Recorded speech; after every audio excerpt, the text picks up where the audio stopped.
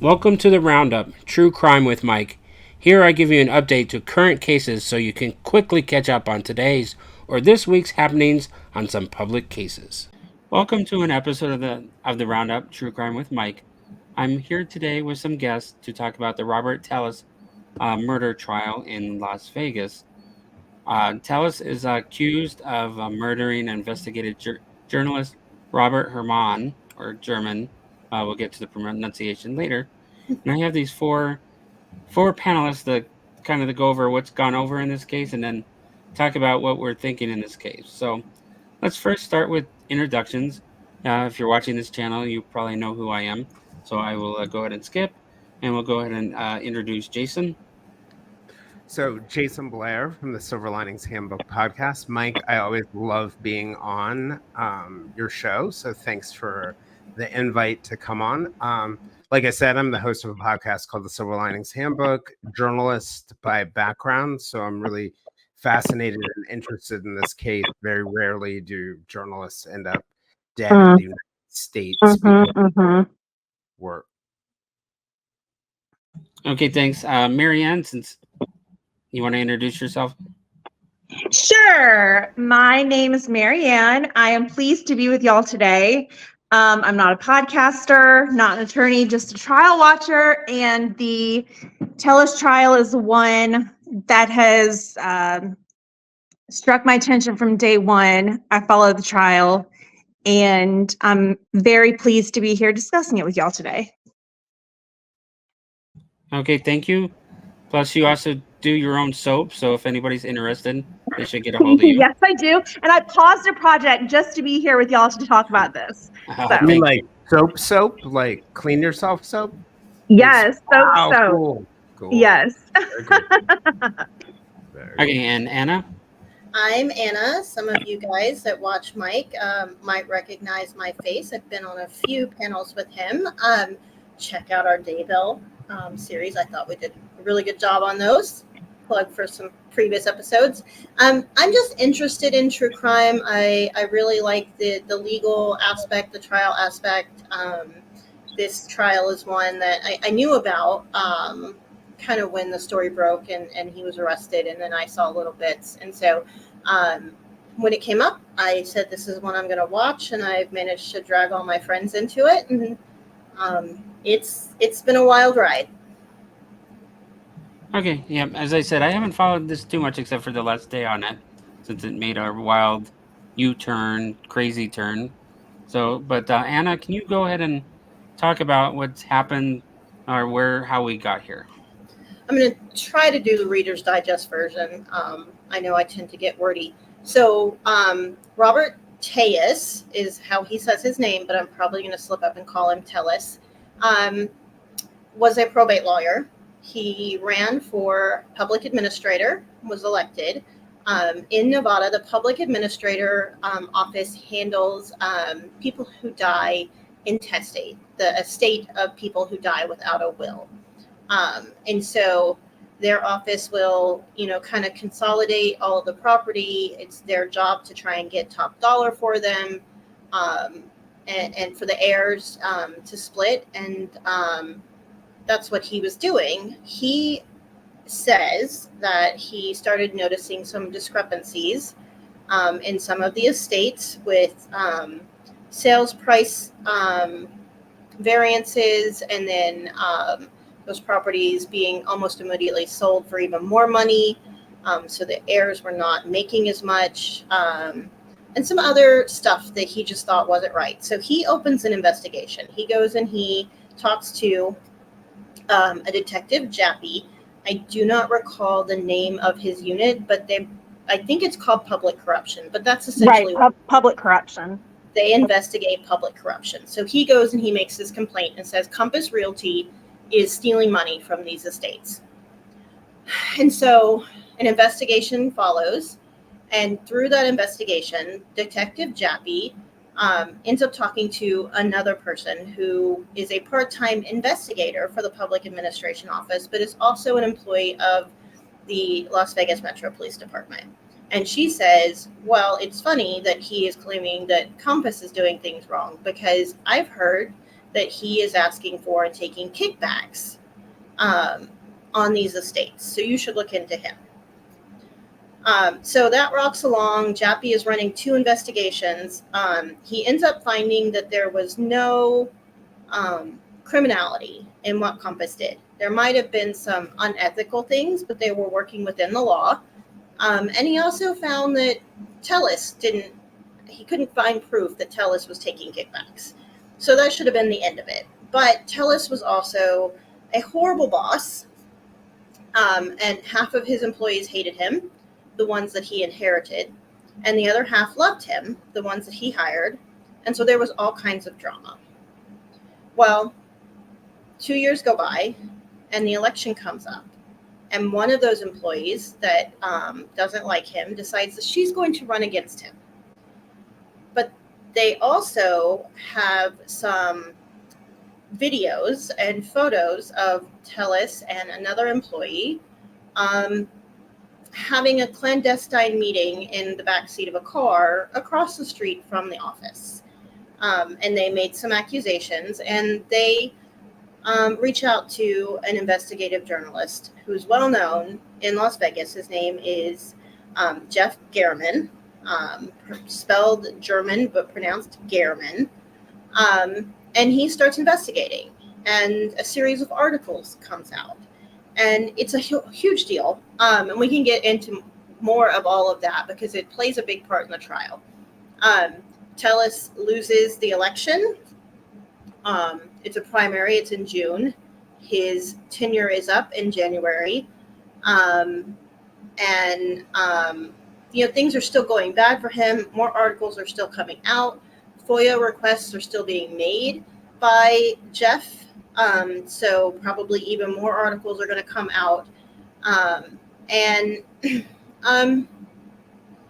September rolls around, and Jeff German is found murdered outside of his home.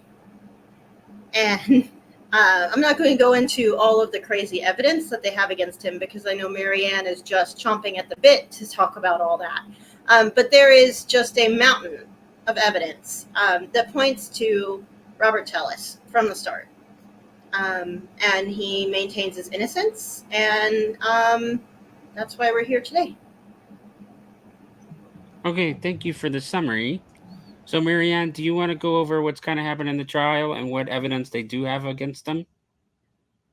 Sure. I'll talk about the evidence as it comes to mind, and if I get something wrong or if I leave something out, y'all jump in and correct or add, because I want to make sure we get this right out of respect for the victim. So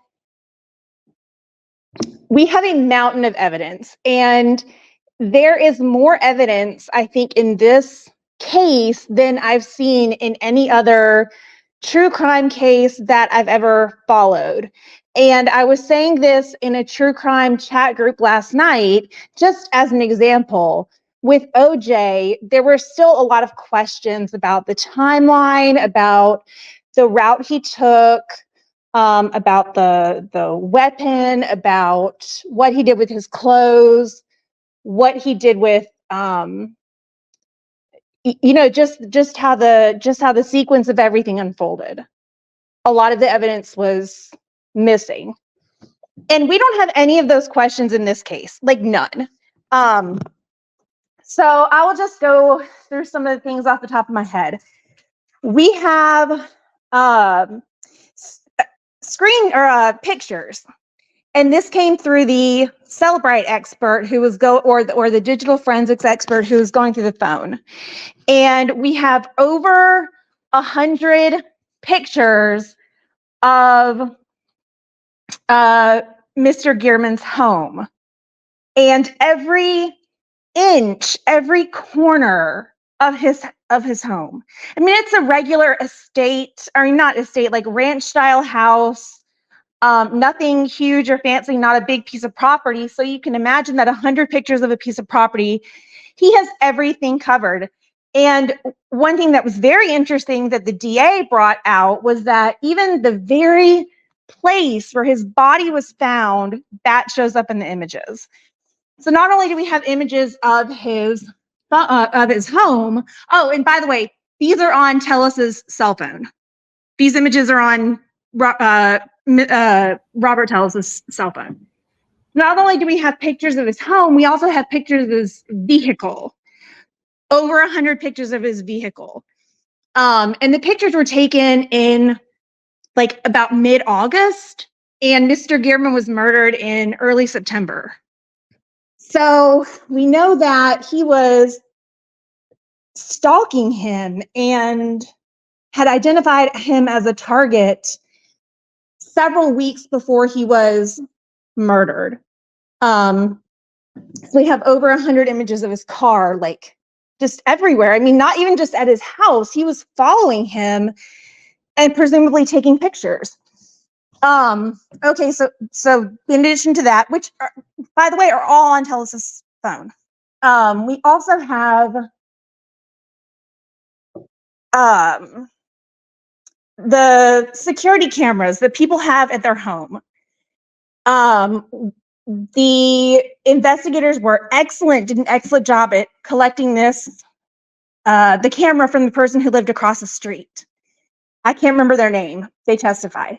But so we have video of whoever the killer was walking up to the property, staying there for an indeterminate amount of time. I don't know off the top of my head. And then leaving the property. So we know that he was lying in wait for his victim.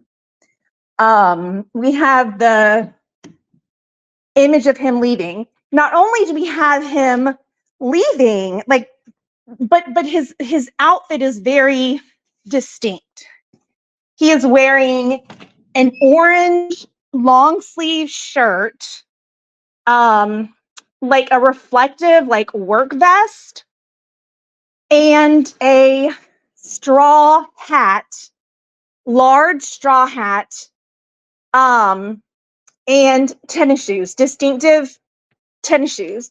And you can see these images very clearly. So we have the image of him walking to his vehicle after he commits the crime. And his vehicle is a red burgundy Denali SUV. And so we have clothes, we have vehicle, we have all of his movements that were tracked on various cameras that people had in their homes. We have, Google Maps searches of the victim's home, the victim's, like how to get to the victim's house. There was this program that the public administrator's office had called something like IDI corridor or something. And it was used to identify people, where they lived, who their relatives were, possible relatives, where their relatives were. And for legitimate purposes, the public administrator's office would use that to identify family members of the deceased and how to get in touch with them, right? So Tellis had access to this program.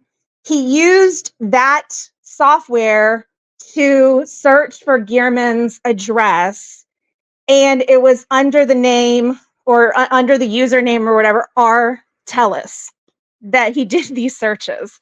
So that is a summary of the evidence that we have. Do you want me to talk about what was found at the home? Yeah, I guess first, since I joined today, they were talking about DNA under the Oh, yes, yes. Can you go over that? Yes, thank you for reminding me. There was DNA under the victim's fingernails that matched Robert Tellis. And before they identified Tellis as the source of the DNA, they ran it through POTUS and there were no matches. And the DNA is under his fingers on one hand, but not the other. Lastly, Jeff Gearman's blood is not in Gearman's vehicle, or not in Tellis's vehicle, but it is on I think his shoes, there was a spot of blood on his shoes. That was the victim's blood. And tell me if this is right. One of the things that I love about this story, at least the version that I heard, was that the Monday after the murder, they released the surveillance video of the person in the straw hat with the orange vest and all that other fun stuff. And a bunch of reporters who had worked with Jeff instantly recognized the walk of the suspect and were like, oh, this is terrible. Yes. Then they followed him. And then I think it may have been the Tuesday or the Thursday, but it was a couple days later, they see him outside of the house standing by the exact same looking vehicle that the person in the orange hat came out. And I think it turned out to be his wife's car, that it was Tellis, his wife's car or something along those lines. But it's one thing like that I found fascinating about this is there have been a couple times when I was reporting in New York where we found the suspect of a crime before the cops did. So I can only imagine, like, to me, it would be such a dumb idea to kill a reporter in the United States, because you'd have the whole police department on a high profile case coming after you, and all the reporters, not just the reporters from the person's publication, but all the reporters. So anyway, I just love that story. Jason, I think you have a couple of different stories kind of mishmashed together. Yeah. There were reporters that were immediately calling and saying, you need to look at Robert Tellis. Uh-huh. But literally from the newsroom people, they had recorded, what I'd read was they had recorded B-roll of Tellis and watched the walk compared to the B-roll. I don't recall that, but where the walk came into trial is Roberta. And you know what? She's a villain in this piece, but she's not a murderer. Roberta is his wife? Roberta is. You want to explain who Roberta is? Roberta. Her name is out there, but Roberta was the coworker that he got caught having some trysts with, and it was kind of the basis of Jeff Gehrman's first story. Is what are these people doing? They're both married. And here is this photo of them getting out of the back seat of her car after work hours, literally across the street from work. And so Roberta is texting Jeff and saying, that car looks just like yours. Please don't be driving your car. Please tell me that's not your car. He's trying to play it off. And she's saying, I've seen the video of the guy walking. The guy walks like you. Please tell me this wasn't you. And so... I see your note there, Jason, and I'm not discounting. I just haven't heard that. But you know what? You're right. Don't F with reporters. So anyway, immediately, I think the point that Jason and I and Marianne, all of us are trying to make is immediately. It wasn't that the cops zeroed in on Robert and made him the scapegoat. Immediately, people were saying, this is Robert for their own reasons. Mm-hmm. It was a landslide of, it's not like, and the police, they actually investigated some other possibilities. An investigative journalist is going to make enemies. And so the police looked into that. This case, I always thought when I was reporting, if I got murdered, the suspect list would be too long. They would just have to give up. Actually, I think right now, if I got murdered, the suspect list. We all know who it would be. right. Yes, that is a good point. Anyways, Las Vegas Metro PD. I don't know if this is the standard, but if this case is anything to go by, they keep their investigation tight. I have been beyond impressed with the police work and the investigation in this case. They left no stone unturned. They left no question unanswered. Okay, thank you. One of the things I heard today, I was confused that they talked about some DNA in his shoe. Can somebody tell me what that was? Y'all want me to take that one? So the black, gray, and white Nikes that are very distinctive that are on video of the murderer walking away wearing. They found an exact match in Robert Tellis's home under the couch. One of them was still intact. The other one was cut up into tiny bits and put into a Ziploc baggie. And so the DNA, Marianne's right, there was a spot of blood. I don't know if they could say that it was 100% Jeff Gehrman's blood, but it was likely Jeff Gehrman's blood and Robert Tellis's blood. But the DNA that you're talking about was inside the shoe, meaning Robert Tellis had worn those shoes, because we're going to come back around to it. But Robert's defense is that this is a grand conspiracy. So the reason that the DNA was important for the state to point out is because Robert wore those shoes. Okay, thank you. Now I understand it. Okay, before we switch to the defense, is there any more facts we want to bring up against him? Yes, I want to add one thing. When Anna mentioned that one of the shoes was found shredded in Tellis's home, the straw hat that he was wearing was also found shredded in a grocery store bag. I believe that one was hidden in his garage. I hate to laugh, but it's just so absurd, the amount of evidence that he had in his home that he was in the process of destroying at the time he was arrested. And one more thing I wanted to add, this isn't necessarily evidence, and it may or may not point towards guilt, but he did try to take his life when he was arrested. What innocent person tries to do that? So I think he was revived with 2 doses of Narcan. So that's one more thing that I want to add about the evidence. And another thing is Tellis is, his size is very unique. And I think for a male in the United States, his size is unique. He's about 5'6.5", and that came out at trial today. And so, you know, his build, his look, his gait, it was very recognizable. So that's all I got for the evidence. And before we jump into the defense, I was just going to point out the pretrial was kind of crazy too. I think he went through, and tell me if I'm wrong, 4 sets of lawyers, decided to represent himself for a couple months. And the judge was like, no, if you decide to represent yourself, you represent yourself. They appointed counsel at some point. They appointed counsel to advise him, and he attempted to have the judge removed. Right. Well, yeah, 4. So he had a lawyer, then he had a public defender, then he had 2 more lawyers, and what he kept saying was that he wanted to get to trial sooner than they wanted to, and so he kept getting them fired. And so he voluntarily went pro se. I looked this up just the other day. I want to say he was pro se for about 7 months. Filed a whole bunch of motions. I will say I watched a lot of the pretrial. He's not dumb as an attorney as far as motion work and arguing motions.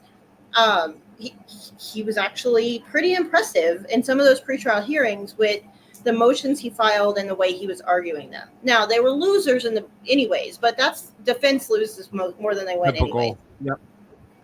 But it was actually kind of impressive. I was more impressed with his lawyer than I am with some that might be across the country and say Indiana. Can't imagine who you're talking about. In March, I believe in March of this year is when he hired Draskovich, I think is how you say it. I have an unfair or unkind nickname for him, so I can't really remember his actual name. But anyways, is that after he attempted to get the judge removed? I think he tried to get the judge removed for the 7 months he was pro se. Right. Draskovich might have helped to argue that, but anyway, so he had 5 attorneys plus himself. Yeah. Okay, sorry. Let Jason go. Yeah, the point that I was just going to make is like it's really in a judge's discretion for the most part to remove themselves. And there was something telling to me in listening to his argument on why to remove the judge, talking about the judge ignoring constitutional rights and all sorts of other things related to the evidence and other things like that. And out of all the pretrial stuff I saw, it was the weakest argument. And it's always a dangerous argument to try and remove someone to remove a judge who it's almost in their absolute discretion to determine whether they have a bias or a conflict, because it is, it was very clear when he wanted to go pro se, she thought he was making a mistake. And then he attempts to remove her, and in your best case scenario, she's going to be neutral. In your worst case scenario, she's going to have a grudge in the back of her mind because she's a human being. And so what I found very interesting about it, as soon as I saw that, I was convinced he would take the stand, because there's a certain level of narcissism in a lawyer who thinks they can represent themselves, removing a judge. I was like, this dude is totally going to be on the stand. So anyway, that's the only point I was going to make. Okay, let's move on to the defense. Let's talk about first the two parts. Let's talk about in general what his defense was before we get into what happened yesterday and today. So I guess I'm kind of my understanding of the story was that on the day in question, he said he was at home. He went, or I guess, and then he went to the gym. He logged into the gym, and he came home, and he was at home during the time of the murder. Am I wrong or am I correct? That's his defense for the why he couldn't do it.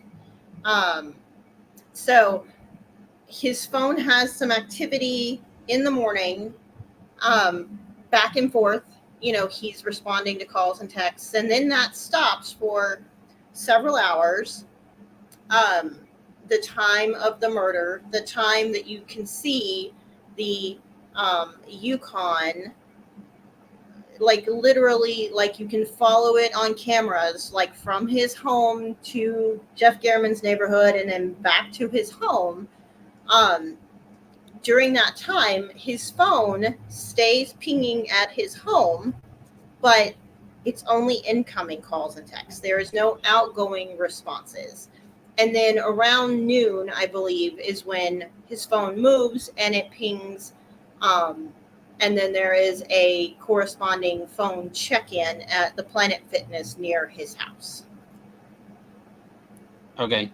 And I guess his argument was that all the incoming messages were junk. They were spam, and so he didn't have to respond. So that was, and then he said he went to the gym. But I think was one of the arguments was that you could remote check in to Planet Fitness. Yes, and I actually have a Planet Fitness Black card, so I know a little bit about this. You have to be close-ish to, okay, it's been a couple of years since I went to the gym, but last time I went, you use the app, you have to be close-ish to the Planet Fitness location. I do recall at one point in time I checked in from the parking lot, but I was only like 2 spots away from the door. And so I do believe that whoever used his phone to check in at that location was at or very near the Planet Fitness location. But honestly, if that was part of him setting up his alibi for the day, he still had plenty of time to do it. So whether he actually did go to Planet Fitness and checked in and then left again, or he actually went and worked out, here's one of the thoughts I had is, he's like a smart, dumb criminal. Like, he does some stuff that makes sense, but then he does other stuff that's just stupid. I'm wondering if he went to Planet Fitness simply to use their showers. Like, he went home, grabbed his phone, went to the gym to shower at the gym. Yeah, and that makes actually a lot of sense, because if I recall, there was not a lot of blood on his clothes or on his person. So. Okay, can we? I guess since I didn't know what was the cause of death, just curious. It was stabbing. Okay. I believe that I don't remember the exact number of stab wounds, but there were several, and one of them I think cut his aorta, but it cut a major artery. Okay. And the crime scene was very bloody. And so, Marianne said that there's not a lot of unanswered questions. There are a few. And one of them is how Tellus got away without leaving a trail of blood behind him. But that he also was carrying a giant duffel bag. So did he have a cover up? Did he have a Tyvek suit? Did he have, a shirt that matched the same one he was wearing to change into? It's not insurmountable on how he didn't get bloody. And that's a great point. And one thing that came out, we learned a lot about Tellus's bio and his background. One thing that did come out is that he has a background in maintenance and HVAC. So I feel like he would be knowledgeable of and have access to coveralls or something that could keep him relatively clean while he did the crime. Okay. So let's get into his other defense. Another thing. Go ahead, Jason. I mean, another thing is that, stabbings can be very bloody and sometimes they're not, right? Like Robert Wan's an example. The example of, I suspect Delphi is somewhat similar, that just because many stabbings are bloody doesn't mean that they all are. And he had 7 knife wounds, all to the torso and neck. So, I can see a way somebody gets killed outside. The perpetrator is not necessarily going to be covered in blood, particularly if there's not, as I believe is true in this case, not defensive cuts. They're defensive attempts to grab, but not defensive cuts on his hands. So, yeah. Okay. So let's move on to his other defense and like what he believes happened. And this is one of the crazier parts because he believes the company or the Compass Realty, right, is like in bed with the cops of Vegas. That once he told this one cop Jappy that, oh, by the way, Compass is screwing over people. They're like, well, let's off them, and they work together to do this. So his argument is that he was framed. I mean, yes. I guess more of his argument is like, how could someone be so dumb to do all this? So it has to be a frame job. So somebody planted the shoe. Somebody, like the one I laughed at today, was that somebody went out and bought the same car as his, including the same rims. And there was talk today about the rims, and the rims were the exact as his. So somebody had to go out, buy all his clothes, buy the same clothes, buy the rims, buy those shoes, get his DNA in there, and then he accused the cops of planting DNA under Herman's his nails. So let me get this right. You guys tell me. The argument is the company that I reported to the cops conspired with the cops to kill the reporter who is investigating me so they could frame me. Yes. And that reporter who is investigating me was not investigating Compass Realty. They were investigating me for bullying, harassment, having an affair in the office, and other potential things. So I don't know about you, but if I were running a company and I, for some reason, decided I was going to kill someone, the quickest way from point A to point B is to kill the person I want dead, not to frame. You've got an answer to that. Yeah. You've got an answer to that. I can't wait to hear it.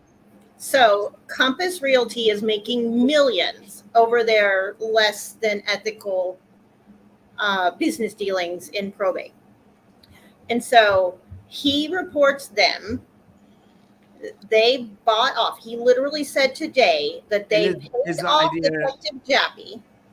Is the idea that they're buying real estate at a low price in probate and then quickly flipping it?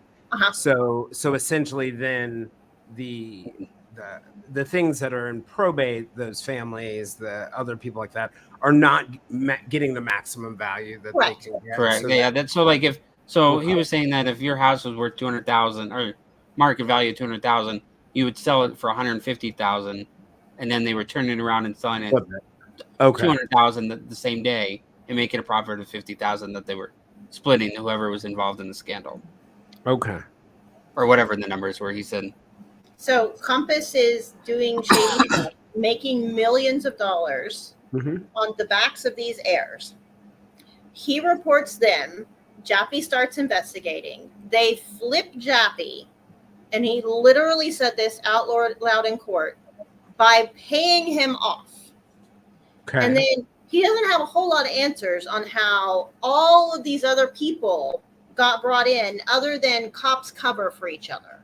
Yeah, and that was something that came out on, when he took the stand in his own defense, was there are so many things that have to be explained that it's some grand conspiracy. If it's not him, it's a big grand conspiracy that everyone But is again, involved in.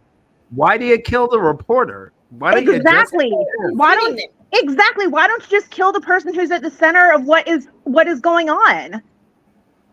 Make him Because go swim down the Hoover Dam or something, right? It's his Right. thing insane. wasn't going away. His whole thing is he wasn't going to go away. Even though he was a lame duck, he lost the primary in June. He was out of office in January. He got some kind of order in August that allowed him to continue investigating Compass.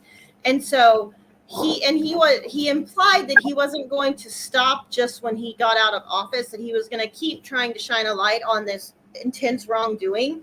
And so killing him doesn't make it go away, because other people could pick up the torch. Okay. But if So they the argument- frame him for a murder, right? then nobody takes him seriously. So I get the argument, right? Like if you kill him, everyone investigates why someone would have killed him. They find the Compass stuff, and it becomes an issue. But if you kill, maybe even the reporter does that, right? So I understand where they're coming from in terms of that wacky. It's a wacky argument to do, because it's so complicated and it would be so difficult to pull off. But if you kill the reporter and frame him, what he's doing is still going to get investigated. It's not like people are going to be like, what else is this guy up to? They're naturally going to say that. They're still going to look into him. Okay. So, all right. Okay. Creative. I'm Creative. sorry. It's like Odinist, but go on. Yeah. Wrap it all Okay, so together. let's now go over the weird part, like I guess the unexpected part, because I asked my defense attorney friend, like, why would you ever do this? And she said that if you're a lawyer and you know that your client is lying to you, you can't subordinate perjury. So you can't get up there and start asking questions that you know that your lawyer or that your client will lie to. So what you can do is what the defense did yesterday, which was quite crazy. All you do is really ask one question. You put them on the stand because they want to testify, and then I didn't hear the whole question, but it was like, tell us your story. That's basically what they said. It's Tell us what testifying you by want us to narrative. hear. And then for he didn't use a PowerPoint, but I thought it would have been a PowerPoint presentation. So for about 4 hours over the course of 2 days, he just meandered over the different things and what his theories were for those hours. There was objections, but nobody really asked questions. So to me, it was just like he'd get up there, he'd say, "Well, here's who all is in the conspiracy. Here are the forms that I saw that I was investigating." And then he went in today. He went and got into his day. He said, "Well, I went to the gym, and that's where I was that day." So Yeah, and you lost me, Mike, in the first few words. There were like two things that in his first few sentences, two things he said.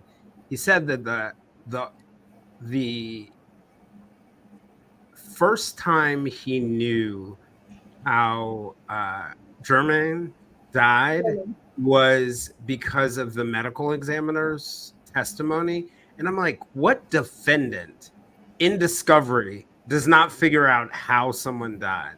And then the second thing that he said that really had me was he started profiling the killer based on no evidence whatsoever. If I had been a juror, I would have been like, earplugs and headphones in, because this man doesn't need to say anything else to know that he's coming out of the gate lying.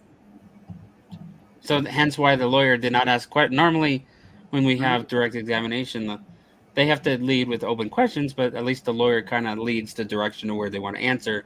This was just like, you get up there and like open Oh, mic, you're live. tell your lies. And then he finished it, and then today was cross examination by the state. Who wants to talk about how well Marianne, you want to jump in and how well the state did on their cross today?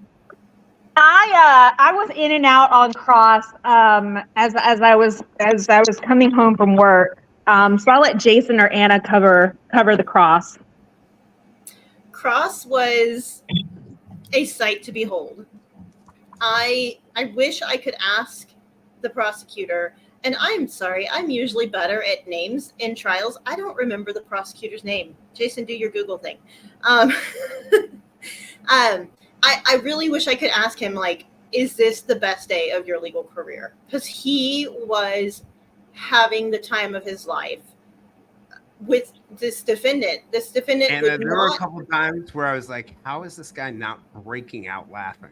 Yes. He just looked like at one point he was incredulous. Yeah. Tellis would not directly answer a question. He tried to like narrative the answer. He tried to answer the question he wanted the prosecutor to ask, not the question the prosecutor asked.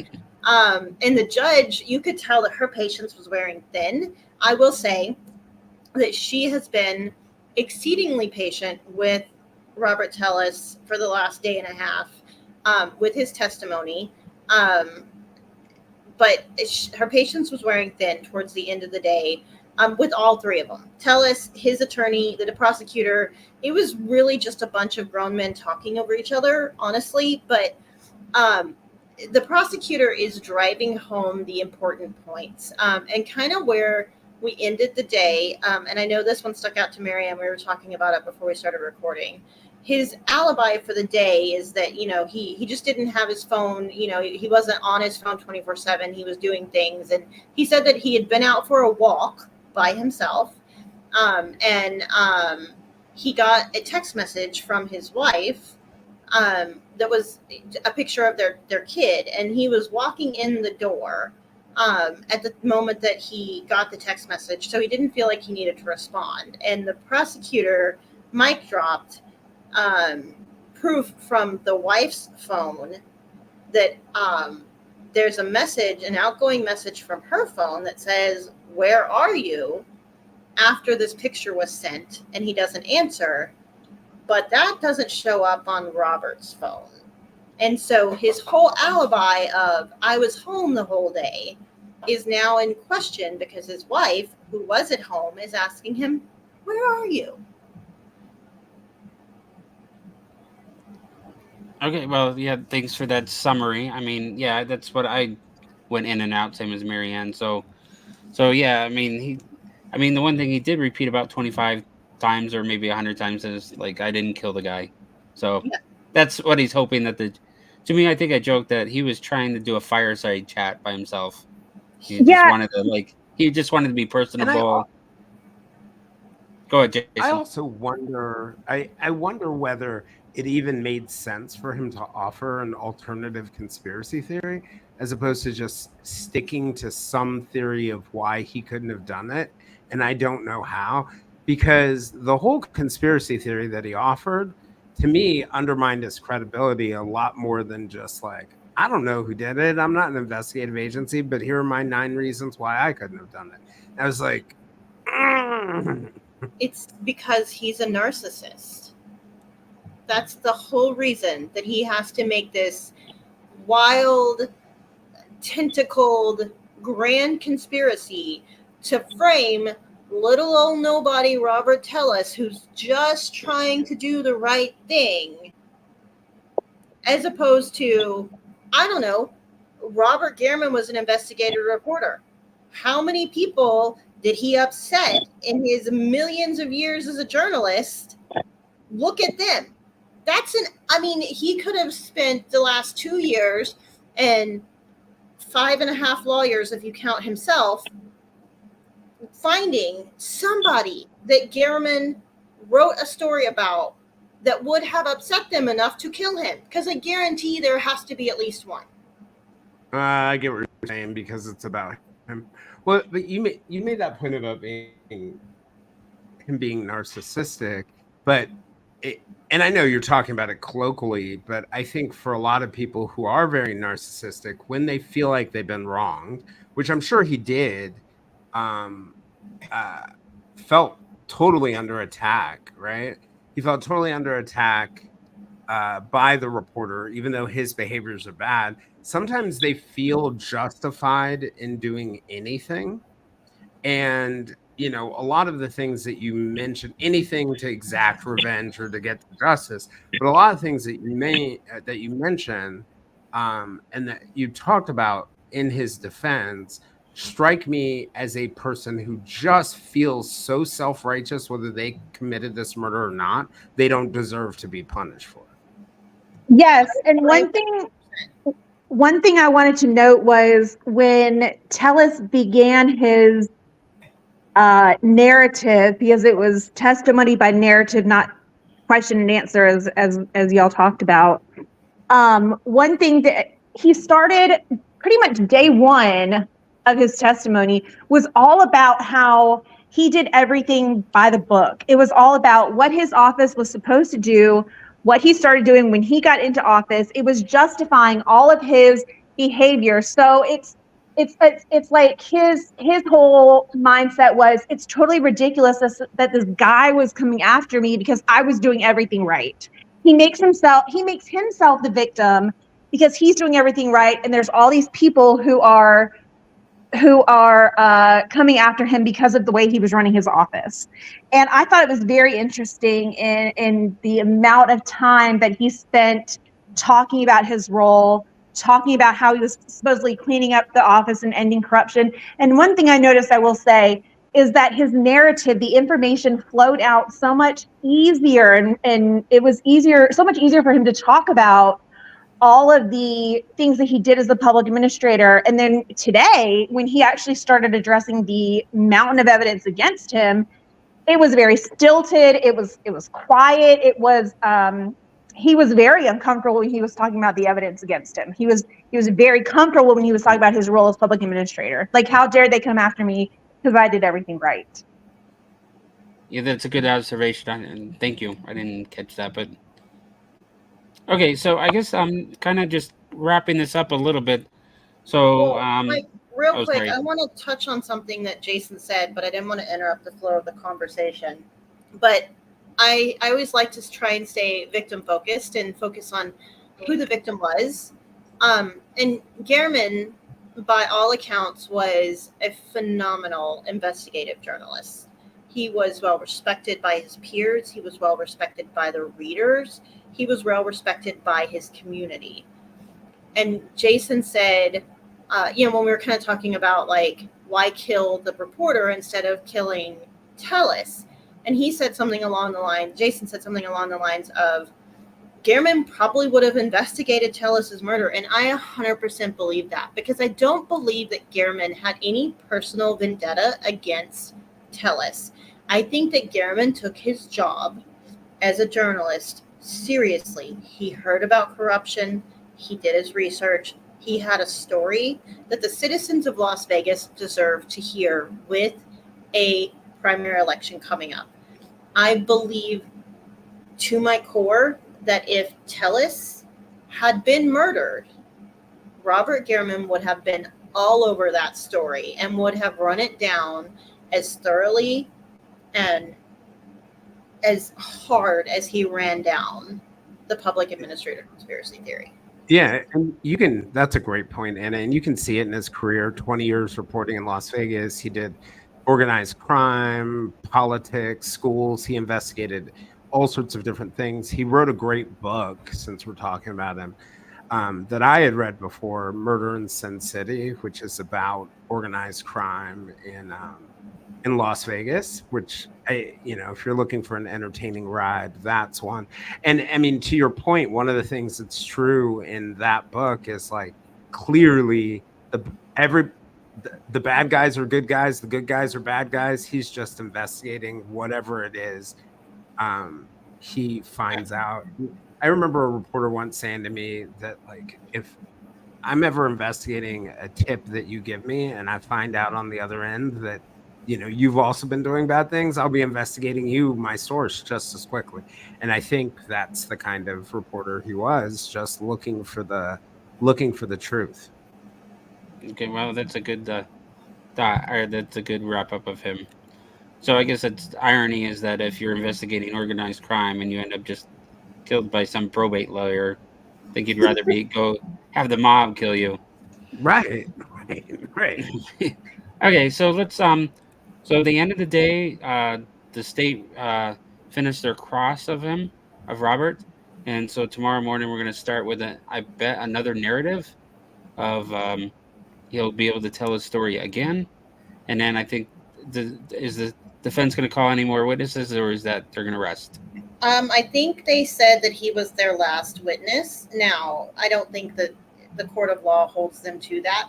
So, if something he has said, because he shot himself in the foot several times, if something he said prompts them, I think that they could call someone else. I think its odds are better than good that we're done with the defense case by the end of the day tomorrow. I do believe that there are a few things that it would be prudent for the state to bring up on rebuttal. I don't know that it's necessary. They've laid out a very strong case, but I think they could easily rebut some of the stuff he said. So, I think maybe we come back on Monday to finish up testimony and rebuttal, closings on Tuesday, guilty verdict on Wednesday. And I don't remember. I think he's facing the death penalty, isn't he? No, he's not facing the death penalty, but I think there are aspects that it could be a death penalty case if the state wanted to go for it. And I did research that Nevada has not sentenced anyone to death since 2006. But I think the lying in wait aspect of it is one of those aggravating factors that makes it eligible for death penalty, but he's not facing it. Okay. You really think it's going to take Wednesday, a day? And we recap you really think it's going to take a day for them to get to verdict? I absolutely not. So, and Jason, I don't think you've been on one of these chats with me, whether we're recording or just talking about it, because we do it often. I have a theory about juries. Mm-hmm. And it's just me putting myself in the shoes of a juror. You're stuck in this trial for however long. The longer it is, the harder it is. But you're stuck in this trial.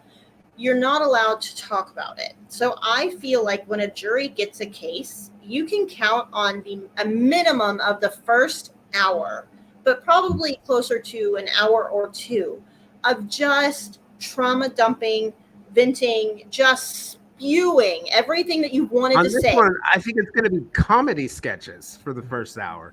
Well, yeah, but I don't think that juries necessarily are going to go in and just get right down to business and be like, all right, who's got what to say? Let's take a vote. I think, the state closes. 2.5 hours is my vote. 2.5 hours? Talk about the case. They'll probably all agree on it in the first 5 minutes, and then they'll talk at the. I don't think there's going to be a lot of deliberation. I will agree. Zero deliberation. So in Vegas, don't they have slot machines in the deliberation room? So they give them all $5 to go lose at the slots. Okay. They don't. But we're going to decide this case based on 21. Vegas is my Disneyland. Oh, and I found out that it's not legal, but I'm pretty sure in Vegas you could find an outlet. It's not legal to vote on trials in the United States. There was a recent trial that I was certain of the outcome, and I went looking. Oh, you mean to gamble on an outcome? Yeah. Oh, wow. No, they're in Vegas. I'm pretty sure. That's a new one I hadn't thought about. As they say, you can gamble over everything. Okay, well, sorry. I wanted to round it up. Just wanted to thank everyone for joining me and catching me up on this case. Just real quick around the table, I think it's pretty obvious. Guilty. So I first was going to ask, is he only charged with first-degree murder? Is that the only thing that they're looking at? I believe so, but I can Google it while you keep talking. I didn't have much more, so but anybody thinks he's innocent? No. No. Jason? You know, all things are possible through Christ Jesus, but I don't think this one is. Oh my goodness. Okay. Well, can you hang out? I'll hang out for 1 minute after I stop the Yep. recording. Sure. Mike. Thank you. Thank you for having us on. Bye, guys. Thank you. Thank you. Thank you for listening to an episode of The Roundup. Be safe out there, and remember, don't do anything bad that will end up on one of my episodes.